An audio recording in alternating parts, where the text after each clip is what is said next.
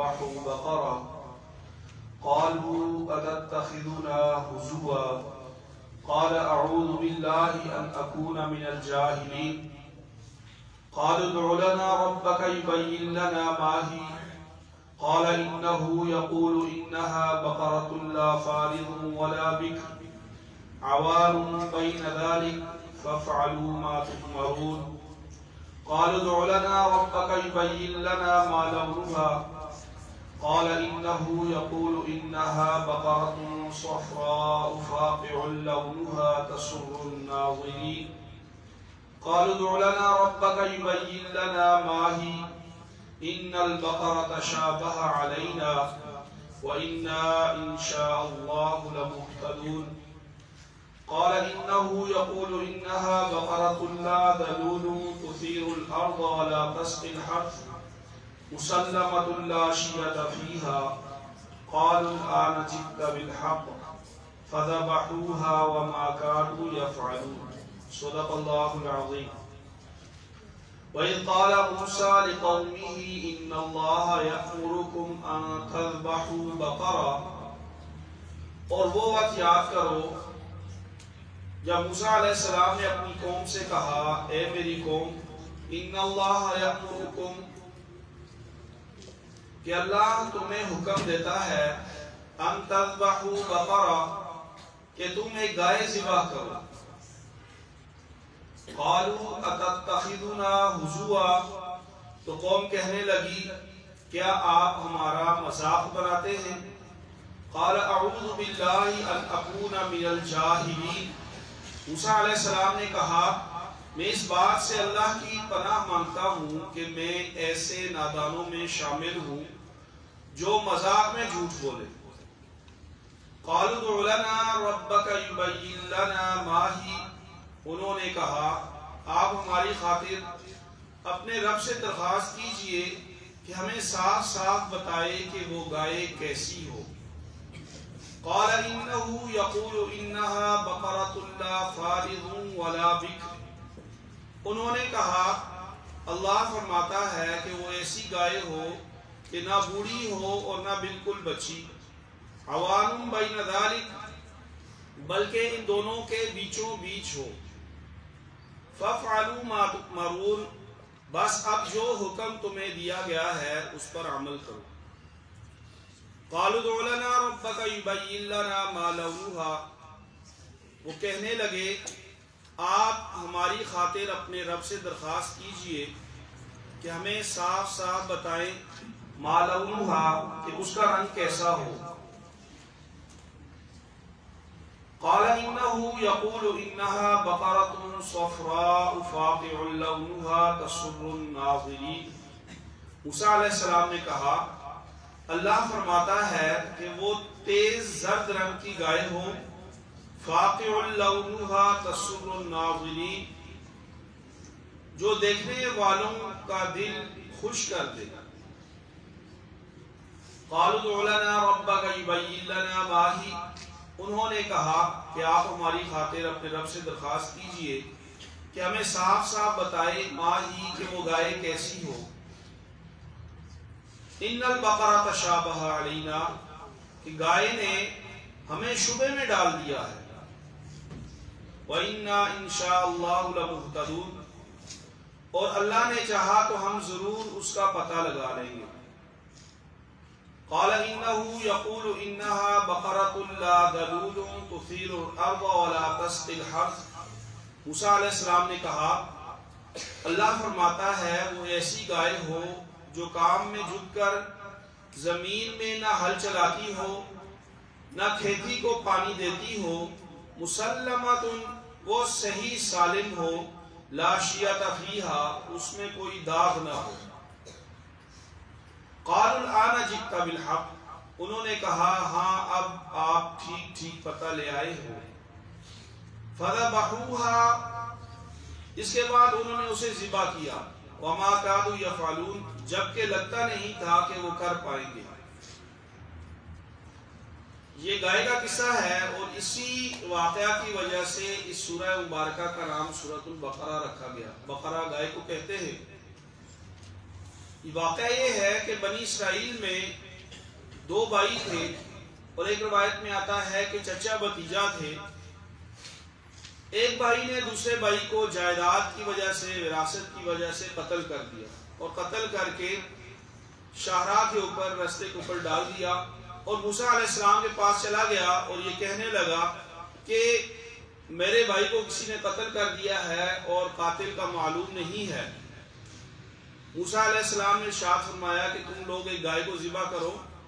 اور ذبح کرنے کے بعد اس کے گوشت کو لو اور وہ گوشت مقتول کے جسم کے ساتھ لگاؤ. یہ مقتول زندہ ہو جائے گا اور اپنے قاتل کے بارے میں بتا دے گا.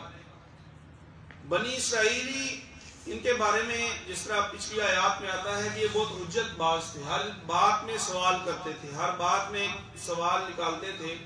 اور پھر اس میں حجت نکالتے تھے اور کام نہیں کرتے تھے. یہاں بھی انہیں یہی ہوا کہ انہوں نے کہا کہ ہمیں تھوڑا صاف صاف بتائیں کہ وہ گائے کیسی ہو. پھر کہا کہ وہ گائے کس رنگ کی ہو. پھر کہا کہ ہمیں تھوڑا صاف مزید بتا دیجئے کہ وہ گائے کس طرح کی ہو، کیسی کیفیت میں ہو. تو ہر دفعہ جب وہ سوال کرتے رہے تو ان کے لیے وہ شرائط سخت ہوتی گئی.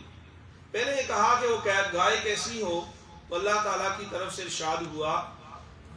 بقرۃ لا فارض ولا بکر، نہ بوڑھی ہو نہ بالکل بچی ہو